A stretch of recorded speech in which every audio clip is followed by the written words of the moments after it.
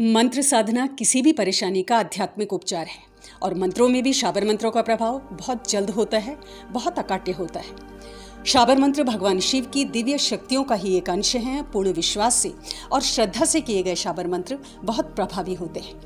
शाबर मंत्रों से जीवन की हर समस्या का निराकरण संभव है। साथ ही शाबर मंत्रों को सिद्ध करने के लिए कोई जटिल और दुष्कर विधान नहीं है। ये मंत्र बहुत ही सरलता से, बहुत ही सहजता से सिद्ध किए जा सकते हैं।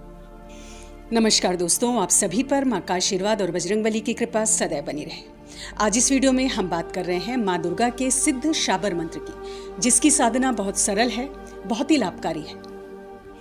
इस मंत्र के प्रभाव से धन की हर समस्या से मुक्ति मिलती है।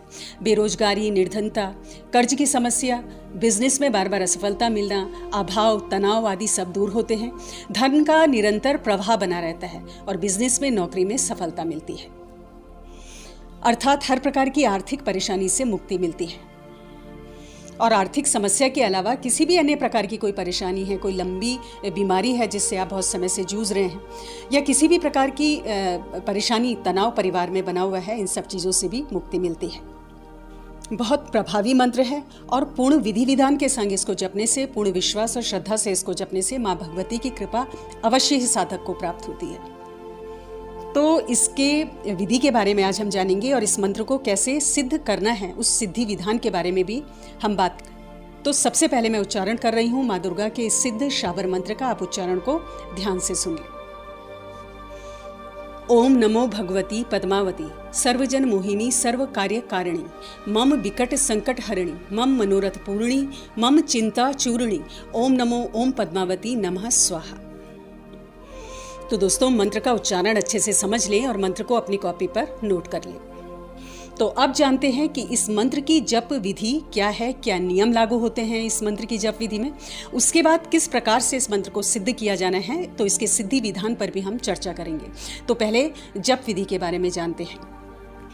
तो किसी भी सिद्ध योग में आप इस मंत्र को शुरू कर सकते हैं, जैसे दीपावली है, ग्रहण काल है, गुरु पुष्य योग है, नवरात्रि में शुरू कर सकते हैं। और इसके अलावा अष्टमी से भी इस मंत्र को आप प्रारंभ कर सकते हैं। प्रातःकाल जल्दी उठकर आप इस मंत्र का विधान उठा सकते हैं और प्रातःकाल जिन भक्तों के पास समय नहीं है तो वो रात्रि काल में भी इस मंत्र का विधान उठा सकते हैं। सर्वप्रथम नहा धोकर साफ कपड़े आप पहन लें।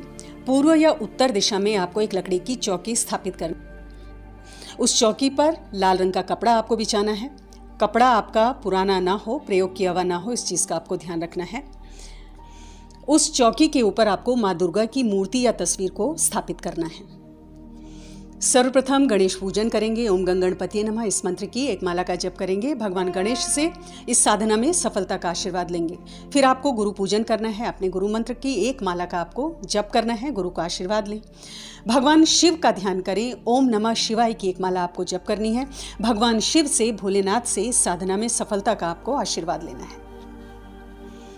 अब माँ दुर्गा का आपको पंचोपचार पूजन करना है। माँ दुर्गा की मूर्ति या तस्वीर जो आपने चौकी पर स्थापित की है, उसका पंचोपचार पूजन करें। धूप, दीप, अक्षत, पुष्प माँ को अर्पित करें। पुष्प लाल रंग के हो तो बहुत उत्तम है। अगर लाल रंग के नहीं हैं तो आप पीले रंग के पुष्प भी माँ को अर्पित कर सकते हैं।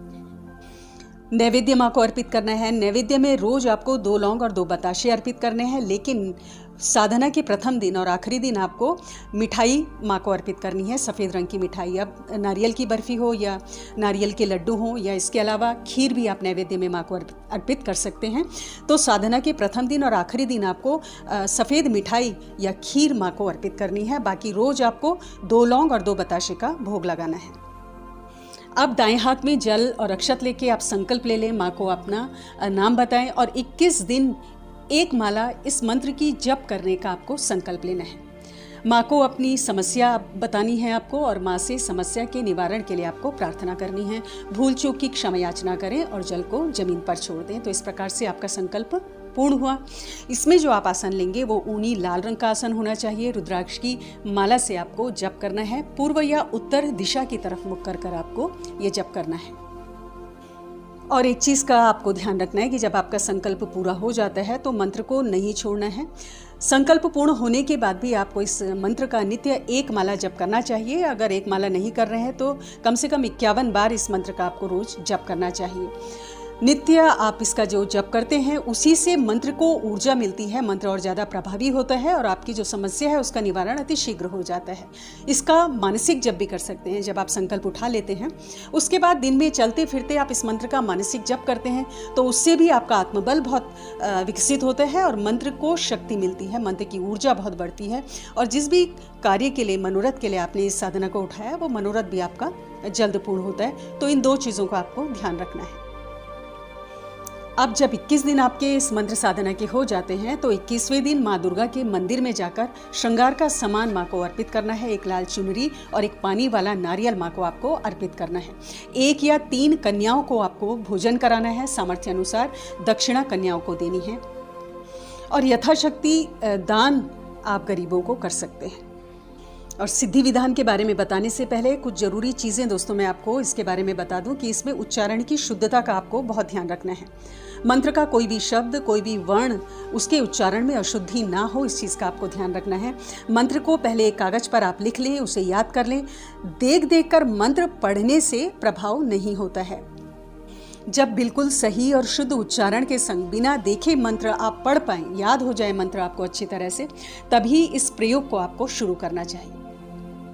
और दोस्तों मंत्र प्रयोग के साथ इस मंत्र को अगर सिद्ध भी कर लिया जाए तो मंत्र का प्रभाव कई गुना बढ़ जाता है। वैसे तो नित्य एक माला भी जप करने से इस मंत्र का चमत्कारी प्रभाव है और अगर इसे सिद्ध कर लेते हैं किसी सिद्ध योग में तो कई गुना इसका प्रभाव होता है। तो मंत्र सिद्ध करने का विधान बहुत सरल है, मैं आपको बता रही हूँ, आप ध्यान से सुन ले। किसी भी सिद्ध योग में, ग्रहण काल में, दीपावली की रात्रि में, होली की रात्रि में, नवरात्रों में, गुरु पुष्य नक्षत्र में इस मंत्र को आपको सिद्ध कर लेना है। तो मंत्र को सिद्ध कैसे करना है कि इस मंत्र का पहले 108 बार आपको जप करना है। उसके बाद हवन सामग्री लोबान गूगल के साथ 108 बार पढ़ते हुए आपको हवन करना है। इसी मंत्र का उच्चारण करते हुए आपको आहुति देनी है और आहुति में आप घी की आहुति और काले तिल की आहुति देंगे। इससे ये मंत्र सिद्ध हो जाता है। तो बहुत सरल विधान है इस मंत्र की सिद्धि का। पहले 108 बार आपको मंत्र जाप कर लेना है, फिर उसके बाद 108 आहुति आपको काले तिल की और घी की आपको देनी है। और सिद्ध करने के बाद इस मंत्र को रोज इस मंत्र का आप संकल्प उठाकर या बिना संकल्प के एक माला जप कर लें। अपने विधान को गुप्त रखना है, किसी से इस विधान की चर्चा आपको नहीं करनी है। इसके साथ ही दोस्तों अटूट श्रद्धा होनी बहुत जरूरी है। ये प्रथम शर्त होती है किसी भी साधना की।